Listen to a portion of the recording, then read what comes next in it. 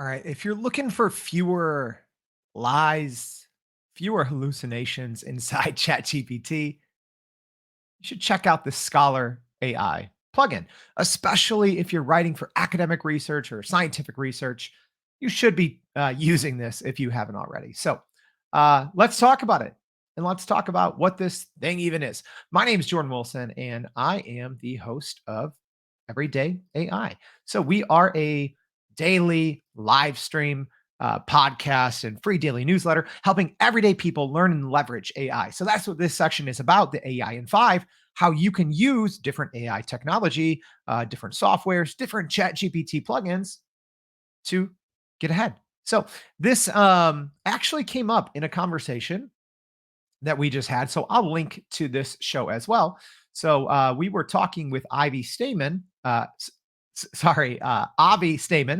about just using responsible research methods with AI. So he has a product, but he also recommended Scholar AI, which a lot of people have heard of. But let's go ahead and jump in and talk about how this is even used, right? So one thing I always recommend to people, so you might see this if you look at the top of my screen. I'll try to zoom in, but you should never, when using plugins, again, you have to be on a paid plan, $20 a month, well worth it to use ChatGPT plugins. And I always recommend, even if you're just going to use Scholar AI, never just use one plugin. Because if you start a chat and if you want to know more information, you should always have access to the internet or something else. So in this example, I have a browser op and YouTube summaries, two different plugins that I really like as well. So if I want to learn something about this, uh, you know, different educational research or scientific research that I'm using the Scholar AI plugin for, I can call on ChatGPT in that same window to get more information. So let's just quickly look what this plugin can do. And I always tell people when they're like, "Hey, how do I use this plugin?" Enable it, make sure you have access to the internet as well, and then ask. So saying, what can the Scholar AI plugin do? And then you can go back and forth. But in general, this just shows that it gives you access to a lot of scholarly research and papers, being able to read PDFs, all of those things. And you can integrate it with Zotero Reference Manager. So if you're into educational research, scientific research, those things probably make sense to you.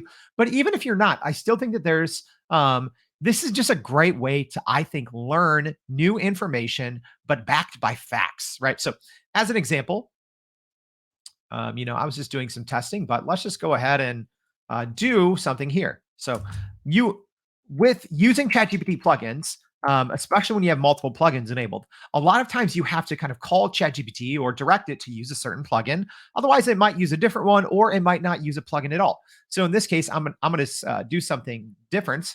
I'm going to say, please use the Scholar AI plugin to recap recent advancements in medical imaging technology in the US. So then we'll see kind of live, because that's what this is all about. This AI in 5. Sometimes AI software doesn't work very well. Sometimes, if you're working with something in ChatGPT, it might hallucinate. So we always like to do these things live so you can see exactly how it works, not just showing you a polished and edited product. So this is great here. So I'm going to zoom out so it's not jumping around the screen so much. So it says, here are some recent advancements in medical imaging technology in the US. So it's referencing a couple different papers, which I think is great. So you can see the publication date here, the authors of the paper, and then also it includes a link to the full paper, which is great. So if you want to know more information, I have it right up here on the screen. You can go in and read this entire research paper. So Scholar AI does a great job at looking at a variety of sources, right? Because this is pretty broad. Medical imaging technology in the US. If I Google something similar, let's actually just do this. I'm going to say recent advancements in medical imaging technology. I'm going to go ahead and Google that. And then we're going to quickly look at the difference. Okay. So now I just Googled something. All right. And you'll see here, it does recommend scholarly articles, but if you're using Google, obviously, not that it's a waste of time, but you're going to have to go in and see exactly what's for you and what's not. And sometimes you might land, on a site that doesn't have accurate information. And you have to kind of make that designation for yourself if this information is accurate or not, right? Because it might go to a source of news that isn't that great.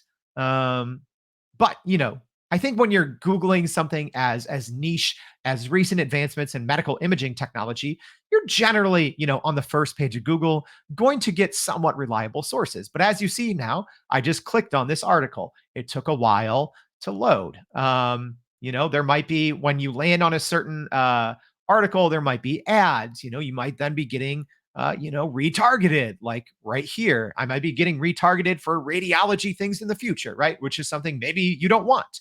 So that's a huge advantage to using a plugin like Scholar AI. It saves time. So it's just giving me, high level recaps of 3 different papers. And then you can obviously ask more questions. So I'm going to say this. Please tell me more information about number 4. I'm going to say using the Scholar AI plugin. So that's the great thing with working with plugins.